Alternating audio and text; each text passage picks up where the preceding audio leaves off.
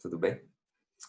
Meu nome é César, eu sou nutricionista, especializado em transtornos alimentares e com a prática clínica bastante voltada para as abordagens não prescritivas no atendimento nutricional e também aconselhamento nutricional. E hoje eu vim aqui contar para vocês de uma ferramenta que se chama entrevista motivacional, uma ferramenta que eu gosto bastante de pensar nessa técnica, como um jeito simples de a gente pensar algo muito, muito importante, que é como a gente conduz os nossos atendimentos. No geral, para a maioria das pessoas que eu já fiz supervisão nessa vida, a maioria das dúvidas das pessoas ou dos impasses e dos problemas que as pessoas me trazem não são problemas de ordem técnica, né? Não é que a pessoa não sabe ou não se lembra, eh, o que as pessoas devem comer mais frutas, ou tem dúvida se as pessoas estão comendo ou não estão, doces demais. No geral, a maior questão ela é da ordem de como é que eu faço isso, como é que eu lido com esta pessoa desta maneira, enfim. E é pensando nisso um pouco que a entrevista motivacional traz, né, os referenciais teóricos dela para a gente pensar, refletir e agir sobre isso. E aí tem coisas muito legais quando a gente fala em termos de entrevista motivacional, e a ideia hoje é compartilhar brevemente com vocês aqui alguns deles. A primeira coisa é de refletir um pouco em termos de cenários sobre a consulta nutricional. E tem dois cenários óbvios possíveis. Num dos cenários, o atendimento nutricional, como se a gente estivesse olhando de fora, ele parece uma briga, uma luta. Então, onde um dos atores é o nutricionista e o outro ator, ele é o paciente. E tem um outro cenário onde ele parece uma dança. Quando eu faço essa analogia de luta, por exemplo, eu estou me referindo especificamente à briga do paciente com o nutricionista, o paciente cobra do nutricionista um resultado, alguma coisa nesse sentido, o nutricionista se sente tenso por atender algumas pessoas, o paciente esconde várias coisas do nutricionista, o nutricionista sente que fala a mesma coisa o dia todo, uma sensação um pouco de gravador, ele dá broncas com frequência nos pacientes, e o nutricionista sente raiva dos pacientes não fazerem a parte deles. No cenário da dança, como seria isso? O paciente e você falam mais ou menos o mesmo tanto na consulta em termos de tempo? Sente que o paciente colabora com o tratamento, trazendo informações que talvez eu nem tivesse criatividade para perguntar, para acessá-las? Cada consulta ela é diferente, completamente diferente da outra, mesmo que eu esteja atendendo pessoas com demandas parecidas ou idênticas. O nutricionista se sente realizado ou realizada por ver os seus pacientes procurando soluções junto com ele para os problemas. E o nutricionista consegue perceber que a falta de motivação, entre aspas, dos pacientes tem a ver com a participação dele ou dela. Então, quando a gente fala de entrevista motivacional, a gente está falando em transformar um cenário mais parecido com esse universo da luta com um cenário mais parecido com esse universo da dança. Para isso, pessoal, não basta, ou melhor, não tem a ver, não tem uma relação com ser bonzinho. Porque eu posso ser bonzinho, essa ser uma característica minha, e ainda assim ter cenários parecidos com luta, ou ser bonzinho e não conseguir chegar nesse cenário da dança em que estamos falando aqui. Então, não se trata de ser bonzinho ou não ser bonzinho no atendimento nutricional. É uma técnica de como a gente faz isso. A diferença é a gente não aprende a lidar com as pessoas, a gente aprende a tratar as doenças que as pessoas têm. E aí essa que é a questão. As demandas a gente aprende a resolver, só que essas demandas estão alocadas dentro de pessoas. E pessoas nem sempre são simples. Vide por nós mesmos, que na maioria das vezes a gente tem até dificuldade de perceber o que a gente quer, o que a gente não quer, o que a gente está pensando ou não. E eu já contei para vocês bem brevemente da entrevista motivacional no primeiro momento, mas aqui falando um pouco mais, de uma maneira mais extensa sobre ela, ela é uma técnica de entrevista. Quando a gente fala de entrevista, a gente está falando de conversa, de interação, em que ela é focada em desenvolver e explorar o processo de motivação. Muito, muito, muito, gente, se fala em motivação, muito mesmo. Mas sempre de uma perspectiva senso comum da motivação. Uma perspectiva rasa e que muitas vezes ela nem é de acordo com o que a ciência entende enquanto motivação. Então, a ideia da entrevista motivacional não é trabalhar nesses preceitos do raso, do que a ciência não entende como motivação, mas tentar trabalhar no que a ciência entende como motivação e como é que a gente tem intersecção com isso, enquanto nutricionistas. Ele se baseia em 3 coisas que na entrevista motivação, que aqui vão parecer supérfluas e não tangíveis, mas que ao longo, enquanto a gente se aprofunda no tema, vai ficando claro isso, o que é tangível, vai ficando tangível um pouco mais isso. Que ela se baseia em suporte, então dar suporte para a pessoa, em ter uma relação colaborativa com essa pessoa, não uma relação passiva, onde eu só informo para a pessoa, e uma relação horizontal, que é nós temos poderes parecidos nesse atendimento, né? Óbvio que muito provavelmente eu sei mais sobre alimentação e nutrição, mas tem uma coisa que essa pessoa sabe muito mais do que eu, que é sobre ela mesma. E já que essa doença ela não está no ar, ela está na pessoa, então precisamos saber sobre essa pessoa para pensar em soluções, para articular como que essa solução de resolver o problema, ela se encaixa, ou melhor, como eu gosto de dizer, quais são as possibilidades desse momento se encaixar na rotina, do jeito que essa pessoa quer, nas coisas que ela gosta. E a principal ferramenta é a entrevista, que é a conversa, né, que é o conversar com as pessoas, interagir com elas. Portanto, alguns elementos que envolvem é perguntar, escutar, informar. Parece que essas são coisas super simples e óbvias e esse é o problema. No geral, a minha hipótese é que sempre que a gente acha algo óbvio, muito fácil, muito provavelmente é aí que mora um dos problemas da questão. Ela foi desenvolvida em 1983 por 2 psicólogos, o Miller e o Roenick, e para tratar as questões de alcoolismo, né, de etilismo. E hoje, ao longo dos anos, foram sendo publicadas adaptações dessa versão, várias para outras questões de saúde, doença cardiovascular, o tabagismo, alimentação, uso de medicamentos, enfim, para uma série de outras questões na vida e que pode ser utilizada por todos os profissionais de saúde, não só por psicólogos, né? Porque ela foi desenvolvida por psicólogos, que ela é só utilizada para psicólogos. Não, tem várias possibilidades de usar isso de médicos, nutricionistas, fisioterapeutas, enfim. Aqui, todo o meu enfoque, os meus exemplos, eles são para os nutricionistas, porque é o que eu sou, e eu acredito que a imensa maioria de vocês também, e se não é, em breve vai ser. E aí já contei um pouquinho disso para vocês agora no slide que passou, né? Um pouco da linha histórica e de como as coisas aconteceram. E tem 2 conceitos chaves muito importantes para a gente falar de entrevista motivacional. O primeiro é meio óbvio, que é motivação. Para falar de entrevista motivacional, a gente precisa entender um pouquinho sobre motivação.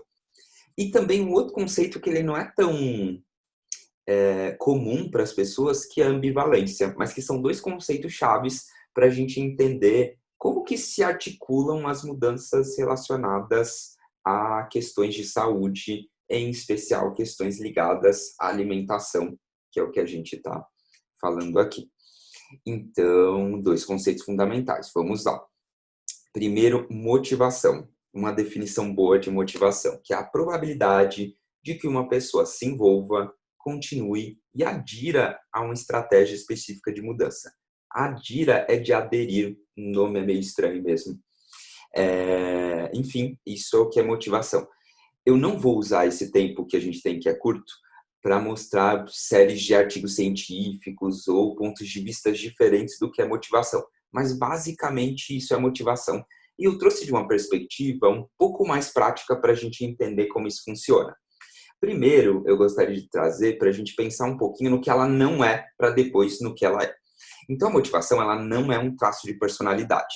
Então, quando a gente diz, essa pessoa, eu sou uma pessoa motivada, ou aquele paciente é um paciente motivado, é quase como se fosse um traço de personalidade do tipo, ele é corajoso, ele é paciente, mas a motivação não é isso. Tanto que a gente pode ter uma motivação maior ou menor para temas diferentes. Então, vamos supor que eu esteja com uma motivação maior para dançar e uma motivação menor para ir à academia. Estou pegando aqui 2 exemplos que não, obviamente, têm a ver com alimentação, podem ter a ver com peso, mas que não têm a ver, obviamente, com alimentação. E essa mesma pessoa que está mais motivada para um e menos motivada para outro, pode ser eu. Então, eu posso estar em estágios, em momentos de motivação diferentes quando a gente fala sobre essa questão de traço de personalidade. Então, não é.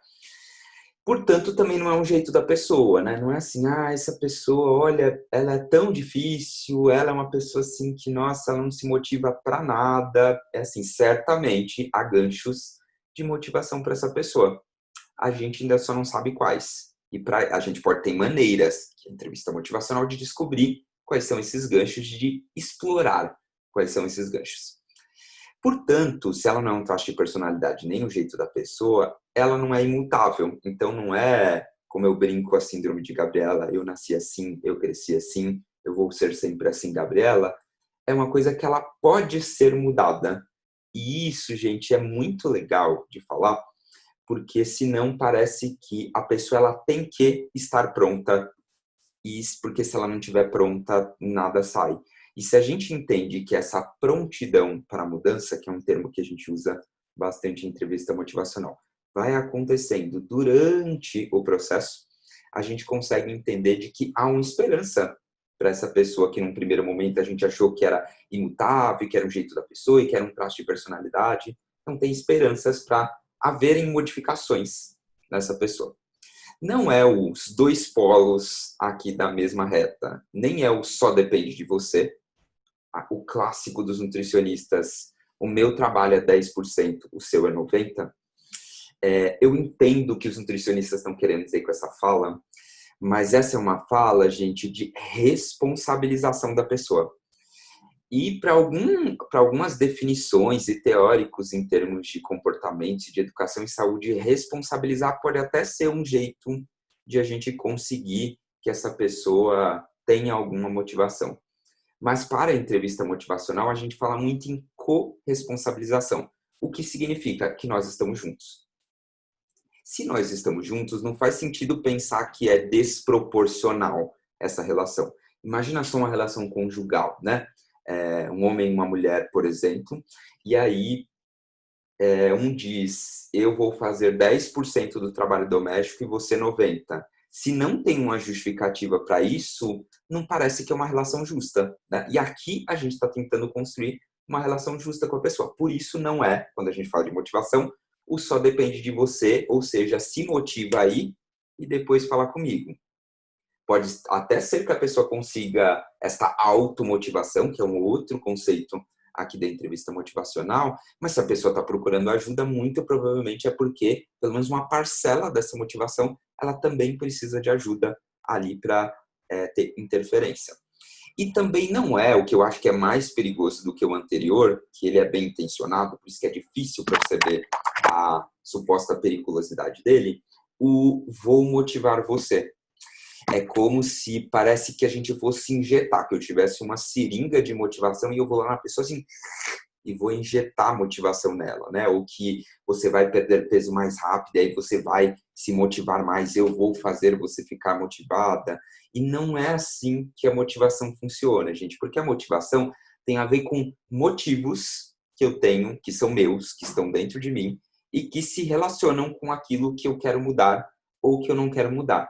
Se a gente não consegue apontar e ajudar a pessoa a fazer esse gancho entre as duas coisas, no geral, essa motivação, ela corre sérios riscos de não ser bem desenvolvida. Ou seja, o que é motivação? É um estado né? Portanto, muda. A nossa motivação pode estar maior num dia, menor no outro. Isso é importante para o bem e para o mal. Conteio pode mudar, é dinâmico. A parte boa para a gente, embora os fatores, os motivos, sejam internos, sejam intrínsecos, estejam lá dentro de mim, eles sofrem influência do meio externo. E quem está no meio externo? Nós. Essa é a parte boa. E tem um papel crucial do profissional que está no meio externo e que, pensando da perspectiva de alguém que tem conhecimento sobre entrevista motivacional, consegue mexer o xadrez da entrevista motivacional e ajudar essa pessoa a desenvolver melhor a motivação dela. E aí o nosso segundo conceito, para trabalhar em relação a isso, que ajuda bastante, é a gente entender o conceito de ambivalência, que é o conceito, basicamente, gente, de que as pessoas podem ter motivos, elas podem, e geralmente têm, motivos para mudar, motivos bons para mudar e motivos ruins para mudar. Ou seja, motivos para mudar e motivos para não mudar. Isso funciona, gente, para qualquer tipo de mudança que a gente pode pensar na nossa vida. Seja, sei lá, fazer uma plástica, seja comprar um carro, seja mudar de casa, seja trocar de roupa, 100% das vezes tem motivos para mudar, para eu fazer aquilo que eu estou pensando, que eu estou imaginando, em algum estágio desejando, e motivos também para não mudar. E é isso que a gente chama de ambivalência, ambi-2, valência de polos, né? Que a gente tem esses dois polos, que essa figura, eu acho ela incrível, porque ela exemplifica exatamente isso que eu quero dizer. E é importante quando a gente entende que cada um dos lados tem benefício, a pessoa perde e ganha, ela vai perder e vai ganhar alguma coisa com cada um dos lados, porque ajuda a gente a ter uma coisa que mais para frente vai fazer sentido quando a gente fala sobre entrevista motivacional, que é empatia. Então, que não é a pessoa não faz porque ela não quer. Ou eu já dei todos os motivos para a pessoa mudar e ainda assim ela não muda. É que todos os motivos que eu dei para essa pessoa mudar são meus. E a gente precisa encontrar motivos dela para mudar e ajudar essa pessoa a pesar esse balanço. Pesar esse balanço, em linhas gerais, gente, é algo que a gente fala de sair do status quo. O que é sair do status quo? Status quo é o jeito que a pessoa está hoje. Quando a gente consegue ajudar a pessoa nesse balanço decisório a sair do status quo, desse estado que a gente está hoje, a gente consegue com que essa pessoa tenha a mudança daquele comportamento específico. Comportamento específico que eu estou contando não é me alimentar de uma maneira melhor. Me alimentar de uma maneira melhor é o universo, né? Dentro desse universo a gente tem comer mais frutas, não comer tantos doces, ter um fracionamento das refeições. Cada uma dessas coisas, ela envolve prós e contras, motivações, ambivalências para cada uma delas, né? Pega um exemplo aqui que eu vou contar para vocês por último, que é bom para a gente pensar. Seguinte, imagina só que uma pessoa não toma café da manhã e nós entendemos, enquanto nutricionistas dessa pessoa, que neste caso específico, vou até tirar da apresentação, nesse caso específico, essa pessoa seria muito interessante se ela tomasse café da manhã. E a gente começa a pensar junto com a pessoa o que é que ela ganharia, o que é que ela perderia, quais são os prós e contras, por exemplo, de tomar café da manhã. E essa pessoa começa a pensar, puxa, para tomar café da manhã eu precisaria levantar um pouco mais cedo. E isso para mim é um contra, porque eu gosto muito de dormir. Mas eu me lembro de quando eu tomava café da manhã que realmente eu não sentia tanta fome no almoço. Então eu não comia tanto no almoço assim. Também me lembro que a minha disposição era melhor. Também tem uma outra coisa que eu vou precisar passar no mercado para comprar algumas coisas com uma certa periodicidade, porque eu gosto de pão e o pão, se eu compro pão, sei lá, para o mês todo, ele não vai ficar bom. E eu não gosto de ir no mercado, então essa é uma coisa ruim. Ou seja, ajudar a pessoa a verbalizar, colocar isso na mesa e trabalhar essas questões é um passo importante da entrevista motivacional. Tem muitos outros passos além desses, mas esses são dois conceitos muito importantes que eu achei interessante trazer para vocês nessa amostra de aula aqui num primeiro momento, tá bom? Eu espero que esses conceitos ajudem vocês a refletir sobre a prática, a entender que o jeito que a pessoa está na consulta nutricional tem a ver com o jeito que eu conduzo a consulta. Não porque a gente é mal ou porque a gente não é um bom profissional, mas porque é uma habilidade que a gente não foi ensinado e que, portanto, ela não está desenvolvida. Tá certo? Um grande abraço para vocês. Tchau, tchau.